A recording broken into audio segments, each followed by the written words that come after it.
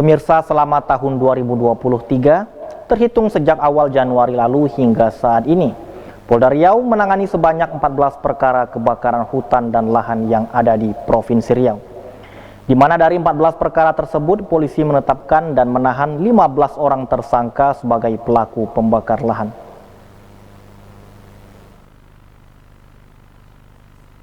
Bencana kebakaran hutan dan lahan karhutla saat ini masih mengancam Provinsi Riau.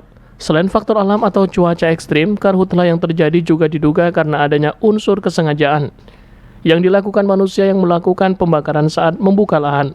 Melalui satelit Badan Meteorologi, Klimatologi, dan Geofisika BMKG Pekanbaru, diketahui hampir setiap hari sejumlah titik api atau hotspot juga terpantau di beberapa titik di kabupaten kota di Riau.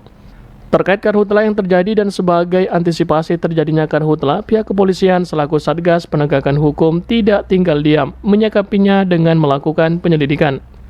Kabid Humas Polda Riau Kombes Pol Nandang Mukmin Wijaya mengatakan melalui kerja keras yang dilakukan pihaknya selama tahun 2023. Terhitung sejak awal Januari lalu hingga saat ini, Polda Riau dan jajaran menangani sebanyak 14 perkara karhutla dengan 15 orang tersangka yang sudah diproses secara hukum.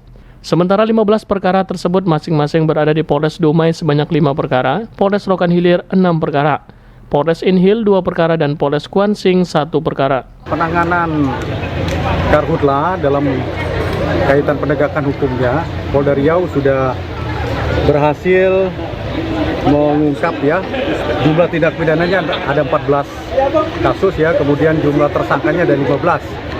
Ini terdiri dari kesatuannya yaitu Polres Rohil ada 6 kasus, kemudian Polres Dumai ada 5 kasus, Polres Inhil 2 kasus, Polres Kuansing 1 kasus Tersangkanya Pak Kabid?